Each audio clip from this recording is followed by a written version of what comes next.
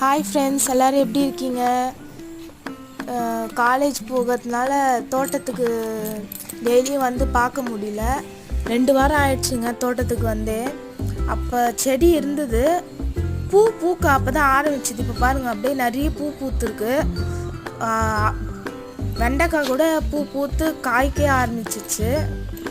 எப்படி இருக்குது பாருங்களேன், எவ்வளோ பெருசாக இருக்குது பாருங்களேன். எடுத்துடலாம் இதை.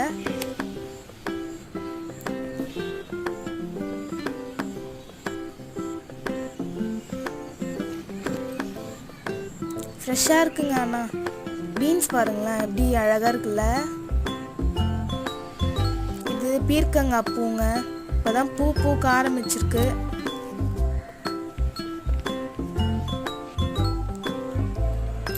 இது ஃபுல்லாக கத்திரிக்காய்.